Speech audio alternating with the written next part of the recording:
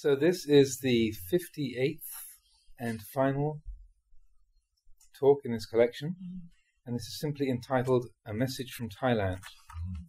And this message by Ajahn Chah was sent to his disciples in England whilst he was resident at a branch monastery called the Cave of Diamond Light, or TØNG NI, just prior to the serious decline in his health during the rainy season of 1981. A message from Thailand. I have come up to Wat Tham Sang Phet for the Rains Retreat this year, mostly for a change of air as my health has not been so good. With me are a few Western monks, Santa, Babakaro, Pamuto, Michael and Samanera Gai. Also some Thai monks and a small number of lay people who are keen to practice. This is a pleasant and fortunate time for us. At the moment my sickness has subsided, so I feel well enough to record this message for you all. Because of this ill health I cannot visit England, so hearing news of you, from some of your supporters who are staying here, has made me very happy and relieved. The thing that pleases me most is that Sumedho is now able to ordain monks. This shows that your efforts to establish Buddhism in England have been quite successful. It's also pleasing to see the names of the monks and nuns whom I know, and who are living with Sumedho at Chithurst: Anando, Viradamo, Sujito, Upano, Kittisaro and Amaro. Also Mechi's Rochana and Chandasiri. I hope you're all in good health and living harmoniously together, cooperating and proceeding well in Dhamma practice. There are supporters, both in England and here in Thailand, who help me keep up to date with your developments. I gather from them that the building work at Chithurst is complete, and that it is now a much more comfortable place to live. I often inquire about this, as I remember my stay of 7 days there was quite difficult. Laughter. I hear that the shrine room and the other main areas are now all finished. With less building work to be carried out, the community will be able to apply itself more fully to formal practice. I understand also that some of the senior monks have been moved off to start branch monasteries. This is normal practice, but it can lead to a predominance of junior monks at the main monastery.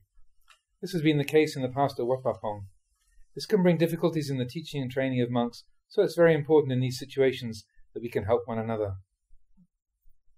I trust that Sumedho is not allowing these sort of things to burden him.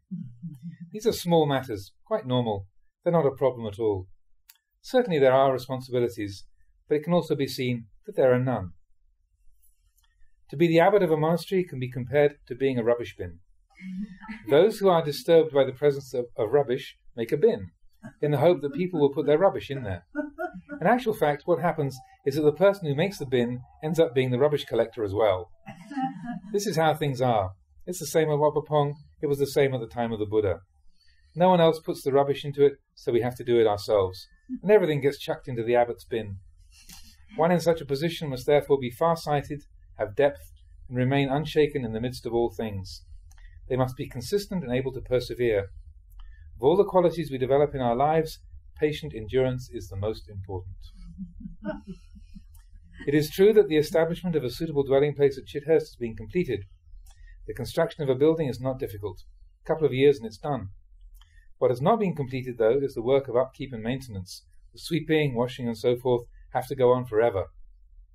It's not difficult to build a monastery, but it's difficult to maintain it. Likewise, it's not difficult to ordain someone, but to train them fully in the monastic life is hard. This should not be taken as a problem, though, for to do that which is hard is very beneficial. Doing only that which is easy does not have much use. Therefore, in order to nurture and maintain the seed of Buddhism which has been planted at Chithurst, you must now all be prepared to put forth your energies and help. I hope that what I've said today has conveyed feelings of warmth and support to you. Whenever I meet Thai people who have connections in England, I ask if they've been to Chithurst. It seems from them there is a great deal of interest in a branch monastery being there. Also, foreigners who come here will frequently have visited Wat Nanachat and have news of you in England as well. It makes me very happy to see that there is such a close and cooperative relationship between Wat Nanachat, Wat Papong and Wat Chithurst. That's all I have to say, except that my feelings of loving kindness are with you all. May you be well and happy, abiding in harmony, cooperation and togetherness.